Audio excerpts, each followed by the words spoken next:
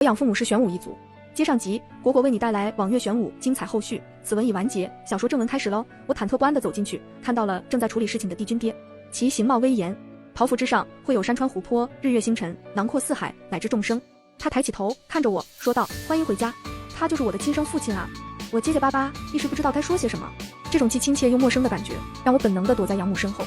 帝君笑笑，看来这孩子还是更亲你们一些。养母骄傲地说道：“那当然。”帝君温和地说：“两位也请坐吧。”待入座之后，养父说道：“我们两个今天过来，除了送蛋蛋，主要还是想和帝君说几句话，好听的、不好听的，您都听着。”帝君冲碧水雨招手，泡几碗茶来。养母说道：“不必了，我们自带茶水。玄武的龟甲是天生的储物法器，能容纳颇多物件。他取出北地特有的千雪茶，我只喝得惯这个，喝别的咳嗽。”帝君点点头，好。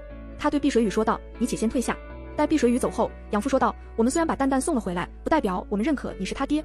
他虽为玄鸟，但名字已经刻在了我们玄武族的祖典上，是你的孩子，更是我们的女儿。我们把他送回来，是希望他过得更好，而不是更不好。他要是在你这里不能过得称心如意，哼哼，你须晓得后果。”帝君看向养父，问道：“这是玄武族的意思，还是你们的意思？”养父笑笑：“这只是父亲之间的交流，帝君不要多想。”帝君沉默片刻：“蛋蛋是我的女儿，我自然不会亏待她。只是黑曜之事，想必你们也知道，我很难去做这个决定。”我看着帝君爹，我不要黑曜宫。他波澜不惊的面容总算有了一丝惊讶。蛋蛋，你清楚黑曜宫的意义吗？我点点头。黑曜于周天星辰，是三大从位之一，其遥接中宫，下辖天河，领星神位，是权势，也是力量。他颔首，一点不错。我再次说道：“我不要黑曜宫。”他问道：“那你想要什么？”我轻喃道：“难道我回来就非得要些什么吗？”养母说道：“帝君，蛋蛋的话你也听到了，蛋蛋就是个单纯的孩子，没那么多复杂的心思。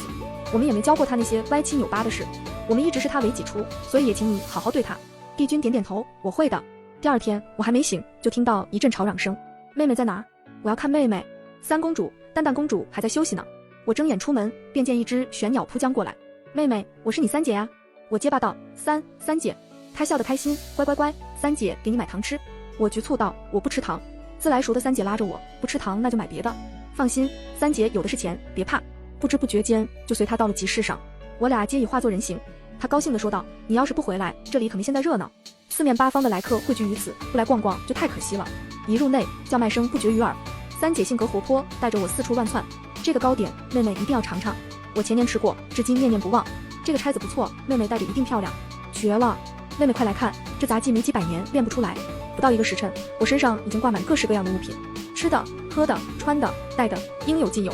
我说道：“三姐别买了，我快拿不下了。”她拍了拍脑门，瞧我这脑子，还差一件储物法宝呢。于是又带我去琳琅阁买了一个空间桌子。我向她道谢：“谢谢三姐。”她笑道：“姐妹之间说什么谢字？自从爹说你要回来，我就天天盼着。以前你还是蛋的时候，我还照看过你呢。哎呀，圆圆滚滚的，三姐瞧着心都要化了。”说到这里，她的脸色一变，那个偷蛋的贼，杀他万次也不为过。我问道：“三姐可以讲一讲这个事吗？”对于自己的曾经，我还是比较好奇。三姐朝远处看了看，走吧，选一个僻静的地方，三姐给你讲讲。天地素有四灵之说，青龙、白虎、朱雀、玄武，而在这四灵之上，便是我们太阳玄鸟。有传言说，食玄鸟蛋液可治愈所有病症，于是有铤而走险者不择手段来偷蛋。当时负责看护你的大哥醉酒误事，现自负于天渊，已16年，而偷你蛋的那个贼竟真不老不死，被爹关在九龙池，受日夜撕咬之苦，这便是爹断定你已死去的原因。可没想到你居然活下来了。他问道：“你是怎么活下来的呢？”我一时陷入茫然。三姐说道：“算了，想必你也记不清了，总之活下来就好。我给你讲讲咱们家里的情况吧。”我点点头：“三姐请说。”她清了清嗓子：“咱们家这一辈加上你一共6只，大哥央云自负天渊除魔，二哥央环你应该见过，行三央晴就是我，老四央权你的四哥，第5就是你了，蛋蛋没叫错吧？”我说道：“没错。”他看着我：“第6嘛，就是从火凤一族过继的央旨。”片刻后，三姐这要巧，没想到你也在这里。一少女白衣素服涉级而上，三姐眉头一蹙：“我不是和掌柜说过了吗？这一层我包了，不许闲杂人等入内。”少女笑笑：“三姐怎么老是拒我于千里之外呢？”我此来除了问候三姐，也是想看看我那个未谋面的姐姐。我问道：“你就是央旨？”她走过来，坐在我的旁边：“蛋蛋姐，我就是央旨。”三姐坐到中间，把她挤开：“你别想耍什么花招。”央旨眼神中透出一丝落寞：“我在三姐眼里是什么十恶不赦的存在吗？”三姐眉头一皱，收起你那可怜巴巴的嘴脸：“你身为火凤，妄图占有黑曜宫就是原罪。二哥和四弟吃你这套，我可不惯着你。”央旨眼中似有泪花：“三姐，你会这样想，说明你一直没把我当成家人。”三姐冷漠地说道：“别在这里惺惺作态，我从来没认过你是我妹妹。”这句话的伤害该有多大呀？我看着央旨转身离去，欲言又止。我尚且没找到在这个家的定位，又怎好开口呢？三姐说道，别管他，他多的是簇拥者，不需要你去安慰。他若是连这都承受不了，早就被我气死了。说罢，他看看我，这点你得学学他，千万别玻璃心。你们天然就在对立面，何况又是在他即将入主黑曜宫之际，多少神灵都盼着你出世呢。我问道，若我不要黑曜宫呢？他将手放在我的额头上，傻妹妹，我没听错吧？黑曜宫可不是指的那个千阁万楼的宫殿，其背后的利益大的能吓死你。你说不要，也得他信才是。难道舍弃一个我不想要的东西都那么难吗？我告诉他，昨天我已经与帝君爹说过了，我不要黑曜宫。他瞳孔一缩，问道，你没骗我？我摇摇头，我不会说谎。他说道，你背靠玄武一族，纵使他经营多年，你也是可以拿回来的。我如实说道，我觉得这样很累，或许是从小在玄武一族长大，我习惯了那种无欲无求、清静自然的生活。我回来也从来不是想当什么公主，只是因为你们是我的至亲血脉。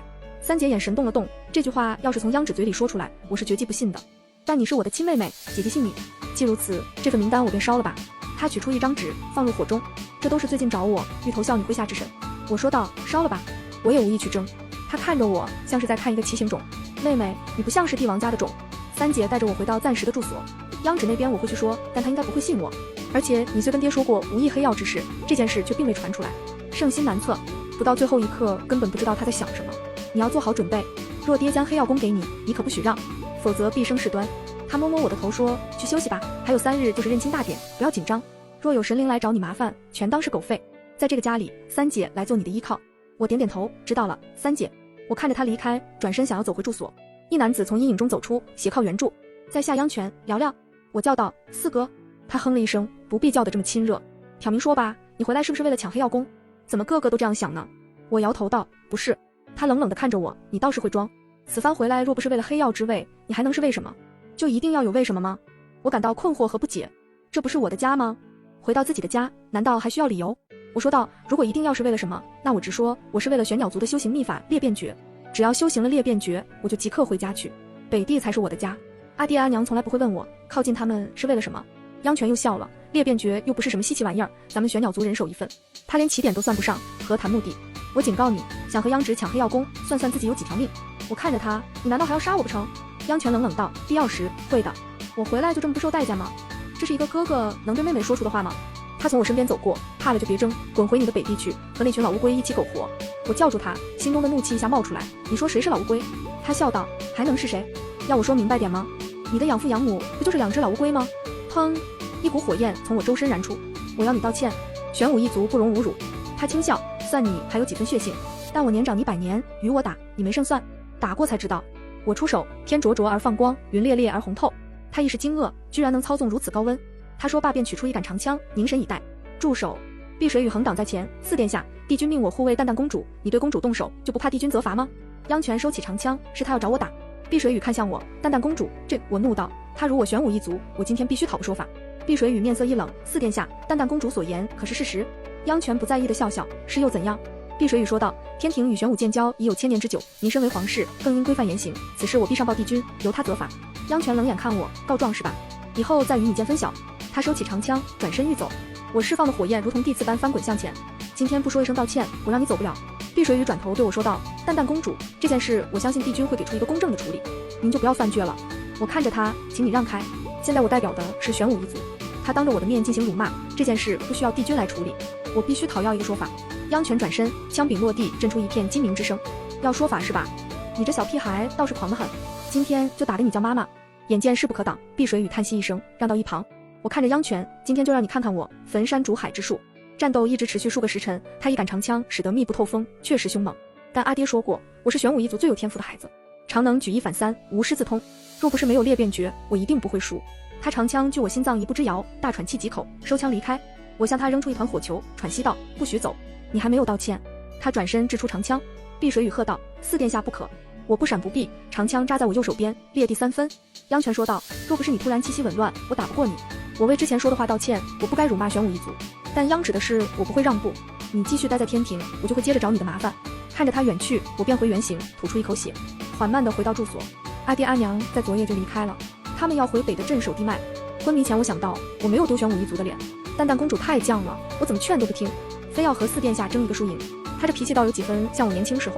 行了，你下去吧，有我在这里，没事的。那老臣就先告退了。迷迷糊糊间，我睁开眼睛，帝君爹看向我，醒了。我点点头。他说道，你这一战差点伤及本源，安心休养。10天之后我传授你裂变诀。我虚弱地说道，谢谢爹。他看着我说，央权我也将他禁足了，以后有这种事你来找爹。哥哥打妹妹像什么话？下次我把他绑了，让你打个够。我摇头道，不必了爹，他已经道过歉了。至于央芷的事，我从来就没在意过。央权不把我当妹妹，我也不必拿他当哥哥。帝君爹为我端来一碗药，一点一点地喂我。我说出的话从来不会收回，正好让他在禁足期间反思一下。当然，认亲大典我还是会让他来。见我喝完，他说道，好好休息，和我在一起不必那么拘束，咱们是一家人。我问道，爹，你可以把我标黑曜宫的消息告诉央芷吗？他的脚步一致，说道，容爹再想想。小睡后，我睁眼看到了三姐，她趴在我床头，睡得比我还香。过了许久，她才醒过来。哎呀，一不小心就睡着了，妹妹见谅。我笑笑，不碍事的。她亮闪闪的眼睛看着我，央权这个臭小子，简直是没有分寸，竟将我如此可爱的妹妹伤成这样。